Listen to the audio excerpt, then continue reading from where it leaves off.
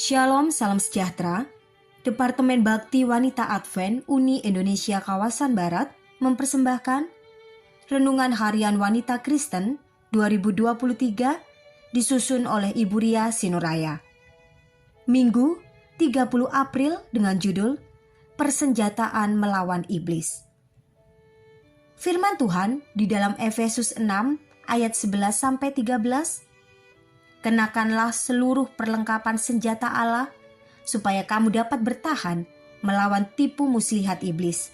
Karena perjuangan kita bukanlah melawan darah dan daging, tetapi melawan pemerintah-pemerintah, melawan penguasa-penguasa, melawan penghulu-penghulu dunia yang gelap ini, melawan roh-roh jahat di udara.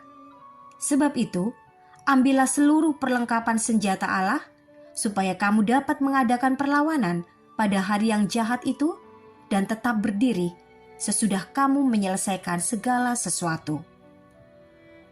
Mungkin banyak orang tidak percaya bahwa roh-roh jahat ada di sekitar kita, sebab mereka belum pernah melihat atau mengalami pertarungan nyata dengan roh-roh jahat itu. Namun, suami saya pernah mengalaminya sendiri ketika dia sudah dijamah oleh Roh Allah untuk berbalik dari dosa-dosanya, khususnya dosa penyembahan kepada iblis. Saat itu, kami masih berstatus sepasang kekasih. Memang dia pernah melakukan hal yang paling keji dalam pandangan Allah, sebab untuk mendapatkan ilmu gaib, suami saya harus berguru dan pergi ke tempat-tempat keramat untuk menyembah iblis, bapa pendusta itu. Setelah mendapat jamahan Allah, maka suami saya berbalik meninggalkan semua itu. Namun tidaklah mudah. Saya melihat sendiri ketika dia hendak membaca Alkitab, kedua tangannya harus dia letakkan di lembaran Alkitab supaya tidak diterbangkan oleh angin dahsyat yang hanya ada di dalam ruang tamunya saja.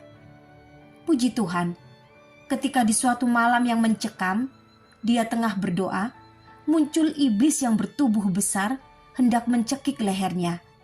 Lalu hanya dengan menyebut nama Tuhan Yesus 2 kali, iblis itu pun terbakar. Ini dia ceritakan kepada saya keesokan harinya. Saya bergidik dan menangis sebab Tuhan sangat sayang kepadanya. Suami saya pun berdoa, memohon ampun dan berjanji akan melayani Tuhan sepanjang hidupnya. Kami percaya bahwa roh jahat itu tetap tidak akan begitu saja rela melepaskan suami saya.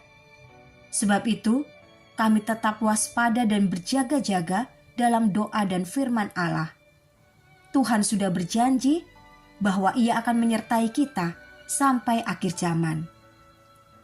Kesaksian ini mungkin terdengar aneh bagi sebagian orang, namun tidak ada yang dapat menyangkal bila ini benar-benar kisah perjalanan hidup seseorang dalam mencari Tuhan.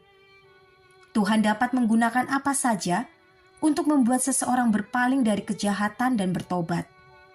Ia mengerti bahwa iblis, bapa pendusta itu, tidak akan tinggal diam untuk menipu umat manusia melalui hal-hal mistis, misalnya, atau mukjizat-mukjizat palsu dan ajaran kebenaran yang bercampur dengan kepalsuan. Menjelang akhir zaman, manusia akan semakin diperdaya oleh tipuan iblis lewat spiritualisme, yakni kepercayaan atau praktek-praktek yang berdasarkan kepercayaan bahwa jiwa-jiwa yang terangkat saat meninggal tetap bisa mengadakan hubungan dengan jasad. Hubungan ini umumnya dilaksanakan melalui seorang medium yang masih hidup atau kerasukan. Kedengarannya masuk akal, tapi sebenarnya ini mengandung jebakan yang mematikan. Mengapa? Sebab jika kita percaya kebakaan jiwa, maka kita tidak lagi memerlukan Yesus datang kedua kali untuk membangkitkan orang mati. Jiwa yang mati sudah menjadi abadi dan berada di surga. Bukankah ini yang iblis inginkan, agar manusia tidak memerlukan Yesus datang lagi untuk menghakimi, bahkan memusnahkan iblis untuk selama-lamanya? Sahabat, kenakanlah perlengkapan senjata Allah, yakni ikat pinggang kebenaran, baju sirah keadilan, kasut kerelaan untuk memberitakan Injil, perisai iman, ketopong keselamatan, pedang roh yaitu firman Allah, dan doa.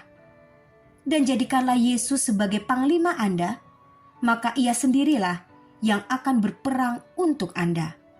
Selamat berjuang. Kiranya Tuhan memberkati kita semua sepanjang hari ini.